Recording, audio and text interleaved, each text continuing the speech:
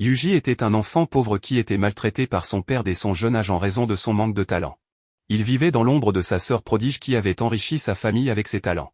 Mais lorsqu'une tragédie frappa leur maison, Yuji devint un orphelin formé par des gens malveillants pour devenir le soldat d'élite le plus froid au monde. Son parcours, cependant, fut l'un des plus froids que quiconque ait jamais eu à témoigner.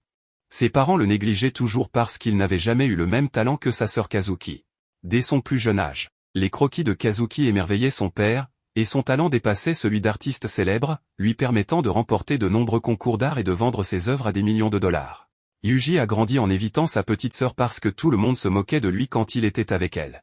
Kazuki voulait combler le vide que ressentait son frère, alors elle est devenue la seule personne qui jouait avec lui et même lui apprenait à lancer des balles.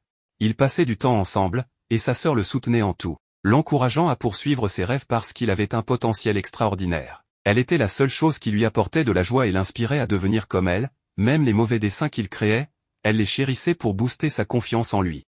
Cependant, leur père continuait à se moquer du travail de Yuji au point où Yuji détruisait ses propres œuvres lorsqu'il eut honte. Un jour, Yuji rencontra un homme étrange chez lui qui lui demanda s'il voulait un morceau de chocolat d'une boîte intéressante. Son père traita Yuji de honte de la famille, mais l'homme mystérieux esquissa un sourire rusé. Avec le temps, Kazuki commença à cacher son talent et annula même ses études d'art à Paris. À la place, elle passait du temps à lire des mangas avec son frère, lui disant qu'il devrait faire cela pour se faire des amis plutôt que d'être seul toute sa vie. Elle ne voulait pas que Yuji devienne la même personne que leur père et lui disait de commencer à se faire des amis. En même temps, les peintures occasionnelles de Kazuki devinrent la seule source de revenus de leur famille, mais le traitement de Yuji empira. Sa famille sortait manger tous les soirs, ne laissant que du pain rassis et froid pour lui. La seule façon pour lui de manger ce pain sec était en le trempant dans l'eau. En voyant cela, Kazuki lui cria de manger n'importe quelle nourriture dans le frigo, mais Yuji lui dit que ses parents seraient en colère contre lui s'il le faisait. La tristesse de Kazuki grandit, s'excusant de ne pas savoir à quel point Yuji était maltraité et criant contre ses parents pour son mauvais traitement.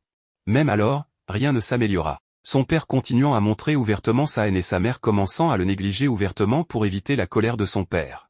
Un jour, Yuji rentra tard chez lui et dit à sa sœur qu'il jouait avec un ami. Kazuki se demanda si c'était une fille, ce à quoi il répondit que oui, mais il s'inquiétait qu'elle puisse maltraiter sa nouvelle amie. Elle lui dit qu'elle essaie de déterminer si ses amis sont appropriés pour lui et se fâche contre lui de constamment se lier d'amitié avec des filles. La jalousie de Kazuki grandit, et elle lui crie qu'il doit obtenir sa permission pour être ami avec des filles. Yuji accepte, et elle prend sa main en lui disant qu'elle trouvera la bonne fille pour lui un jour. Plus tard le même jour, Kazuki lui demande s'il aimerait prendre un bain avec elle en tant que frère et sœur normaux.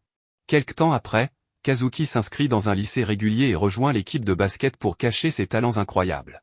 Ses amis deviennent comme des pions pour elle, car elle les manipule, mais son influence s'étend à sa manipulation de ses parents. Et cela effraie Yuji plus que tout. Cependant, Yuji dépend de sa sœur, souhaitant pouvoir continuer à vivre de cette façon pour toujours jusqu'au jour de la tragédie. Un bus s'est écrasé dans un ravin, et une fille aux cheveux rouges était la seule survivante. Le père de Yuji est tombé dans la dépression et s'est tourné vers l'alcool.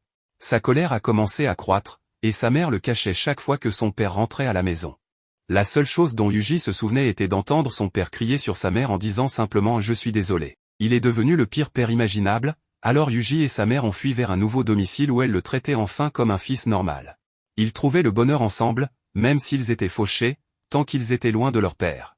Cependant, leur paix ne durerait pas, et 1 an plus tard, le père de Yuji les avait enfin retrouvés. Il dit à la mère de Yuji qu'elle lui pondra un autre œuf en or, et Yuji essaie de dire à son père d'arrêter. Il ne pouvait pas supporter de voir sa mère comme ça, mais son père le projeta dans le réfrigérateur. Pendant que cela se produisait, Yuji regarda son père déterminé à le terminer enfin.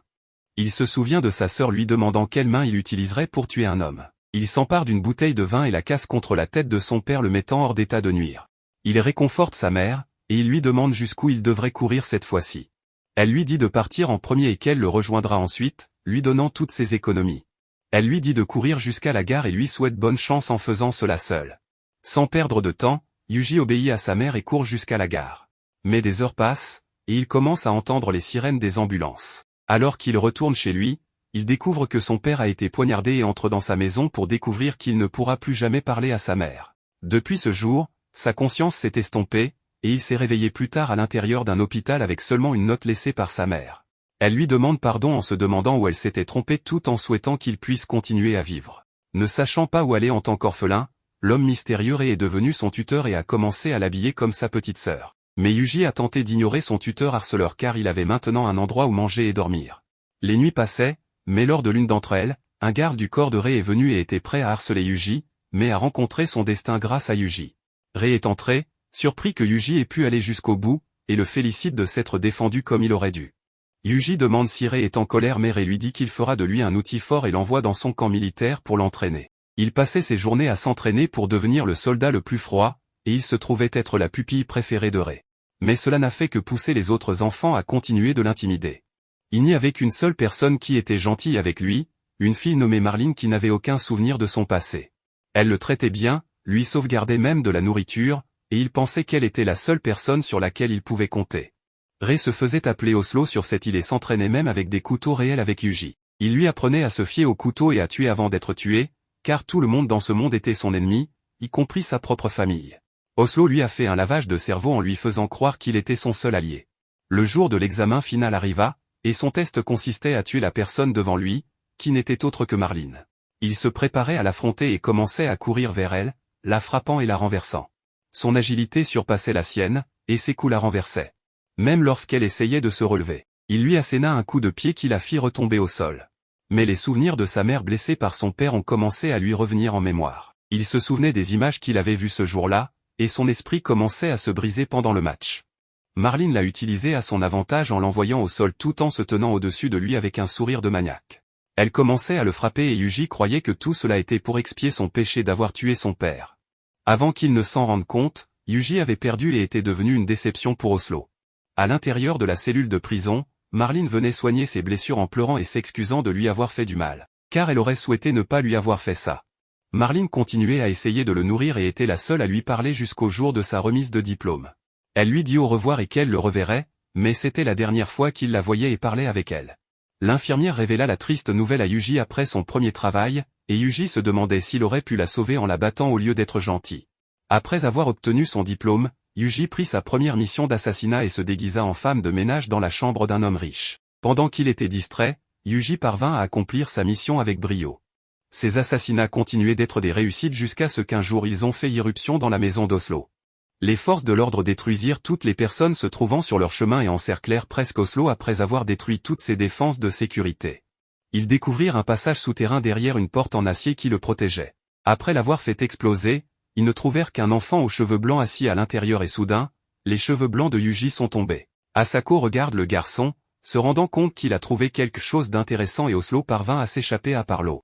Asako décida de prendre Yuji avec elle au Japon.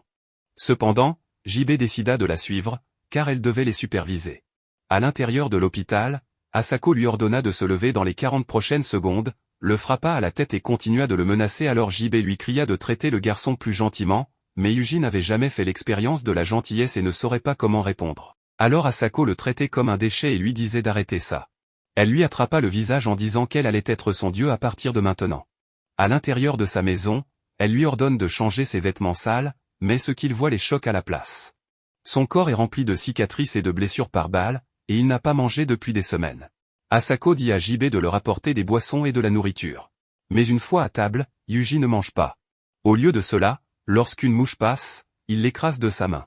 Alors qu'il fixe la mouche, son esprit se fige, et il crie de peur en vomissant. Asako vient le réconforter en lui disant de ne pas vomir dans sa maison dégoûtante.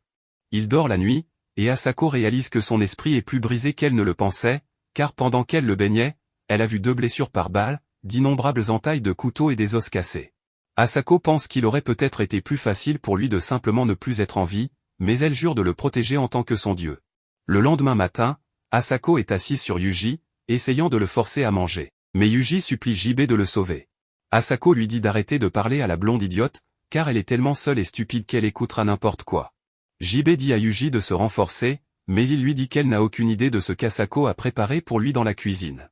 JB regarde attentivement la nourriture et réalise qu'elle tient le kiki d'un cerf. Elle court plus vite que Flash jusqu'à la salle de bain et passe le reste de l'après-midi à cuisiner pour Yuji. Asako pense qu'il sera toujours têtu, mais lorsque JB lui met son riz blond mouillé sous le nez, il décide de le manger. Asako donne à Yuji son propre chiot qui sera désormais son partenaire et lui dit d'en prendre bien soin. Yuji décide de l'appeler John Doe, qui est le nom de code pour un cadavre dans l'armée. Asako le regarde jouer avec son chiot, et JB pense que c'est la première fois qu'elle le voit agir comme un vrai enfant. Quelques mois passent, et Asako décide de quitter son emploi pour l'agence de renseignement. JB la met en garde en lui disant qu'elle sera emprisonnée ou exécutée si elle démissionne comme ça, et elle se demande si Yuji est la raison de son changement. Asako révèle qu'elle a peur de mourir parce qu'elle doit s'occuper de Yuji, mais qu'elle commence aussi à perdre la vision de son œil et ne peut plus être une bonne tireuse d'élite. La nuit, elle sort et voit Yuji fixant les étoiles en pleurant. Yuji continue de grandir, et alors qu'il court, il se souvient des paroles d'Asako selon lesquelles il doit courir plus vite pour être populaire auprès des filles à l'école primaire. Alors qu'il continue de grandir, Asako lui dit que courir ne suffit pas au collège, et que ce sont les mauvais garçons capables de se battre qui attirent les filles. Elle commence à le former pour qu'il devienne fort afin qu'il se batte pour de bonnes raisons, au lieu d'utiliser sa force pour faire du mal aux autres. Elle lui enseigne à utiliser tout ce dont il a besoin pour gagner, alors il appelle son chien pour la mordre. Enfin, elle lui enseigne que les combattants sont populaires uniquement au collège et que les filles aiment seulement les personnes intelligentes au lycée. Asako lui fait lire toutes sortes de livres, que ce soit des mangas ou des œuvres non fictionnelles, lui disant qu'elle lui achètera tout. Après toute cette lecture, Yuji trouve Asako en train de nettoyer son arme en fumant. Elle lui demande s'il a déjà tiré avec l'une de ses armes à feu et l'emmène dans la nature le lendemain. Il tire son premier coup de feu à 300 mètres et le manque complètement. Cependant, déterminé à réussir le prochain tir et Asako lui promet un cadeau s'il réussit. Yuji vise et tire, touchant la cible comme promis. Asako lui donne alors un étui portant le numéro 9029, qui était son numéro d'agent. Ce fusil de sniper sera désormais celui de Yuji. Cependant, elle lui dit qu'il doit suivre son propre chemin sans jamais abandonner. Yuji demande à Asako s'il peut l'appeler maître parce qu'à ses yeux, elle n'était ni une mère ni une sœur, et certainement pas un père. La seule chose qu'elle est devenue pour lui est seulement sa maîtresse. Pendant l'hiver, Asako rassemble des munitions pour Yuji, et ils partent ensemble à la chasse. Il vise un cerf, mais Asako lui dit de ne pas gaspiller une seule balle, car cela coûtera de l'argent aux contribuables. Cependant, Yuji hésite et ne peut pas appuyer sur la gâchette. Asako réalise sa faiblesse et ne le blâme pas, car il a traversé des choses plus que n'importe quel autre enfant. Un jour, Yuji se réveille au bruit de son chien aboyant, mais il découvre qu'un ours a pénétré dans leur maison. Rapidement, Yuji se précipite dans sa chambre et prend son arme, mais revient seulement pour voir John se faire mordre par l'ours. Il prend pour cible l'ours pour sauver son chien, mais son esprit l'empêche d'agir, et il échoue à tirer sur l'ours. Alors que l'ours s'éloigne, Yuji rassemble son courage pour récupérer son chien. Sa vie de peur ne l'empêchera plus de sauver ceux qu'il aime.